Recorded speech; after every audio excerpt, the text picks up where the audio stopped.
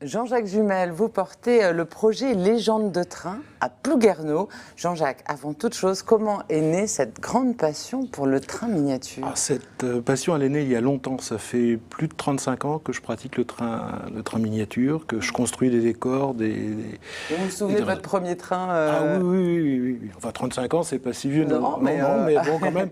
Donc le train, il s'est agrandi avec les déménagements successifs, les maisons un peu plus grandes. Et puis voilà, aujourd'hui, à mon domicile, j'ai un réseau d'une quarantaine de mètres carrés.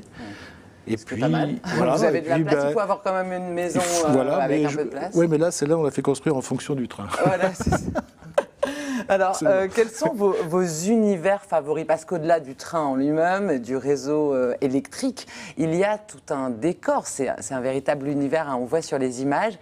Comment vous choisissez? Il y a une époque particulière que vous voulez reconstituer? Oui, il y a une époque, là on se situe dans les années, entre les années 50, 75 à peu près, hein, voire 80, mais enfin 50, 75, dans des décors qui sont plutôt de type est de la France, mais on peut reconstituer aussi des décors bretons. D'ailleurs, on aura dans les Légendes de train un petit réseau à côté du grand réseau qui sera dédié uniquement au décor breton, à la Bretagne.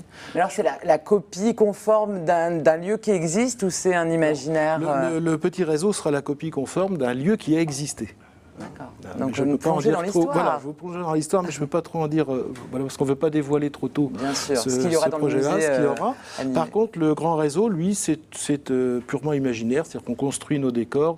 Moi, j'ai tracé les plans du réseau, voilà, c'est l'imagination qui travaille. C'est tout. Alors, avec d'autres passionnés de train miniature, vous avez donc fondé l'association Légende de train. Tout à fait. C'était quoi le but en créant cette association-là? Enfin, le but, il est double. D'abord, nous, on souhaitait...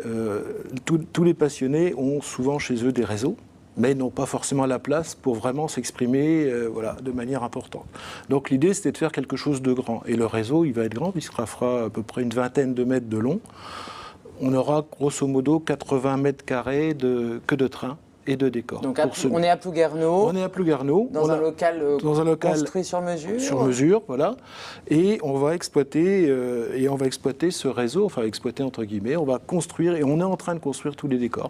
J'étais encore là ce matin, on était avec toute l'équipe, on est dessus parce que là le temps presse. On veut ouvrir entre fin juin et début juillet, donc on n'a pas, pas trop de temps. Donc faut être. Et puis en plus, c'est des pièces qui sont anciennes, qui font partie de ce réseau-là, c'est des pièces de collection ou alors vous renouvelez le stock? Non, c'est pas des pièces de collection, ce sont des pièces ce sont des maquettes qu'on achète, qu'on monte, qu'on vieillit, parce que tous les décors sont vieillis. Ah, pour faire comme si oui, parce que et on garde bien sûr toujours la même époque. Il faut rester dans l'époque. Il faut que ce soit homogène dans le tableau global. Il faut que les petits véhicules soient aussi d'époque, enfin que tout soit en lien, bien entendu. Et les personnages également, qui sont souvent habillés, etc.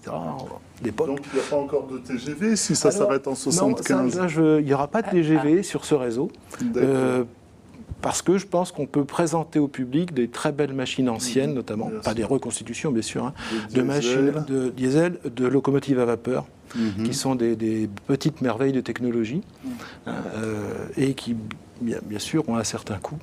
Alors, est-ce que vous voulez vraiment que la jeune génération participe et vienne, hein, vous proposez des goûters d'anniversaire même dans le... Alors, ça, c'est pour... oui, il y a deux choses. La jeune génération, d'ailleurs, avec la mairie de Plouguerneau, on a trouvé un accord pour dire, faites venir les jeunes que ça intéresse, qu'ils apprennent à construire des décors, pas forcément ferroviaires, puisque on construit des dioramas pour toutes choses. Hein.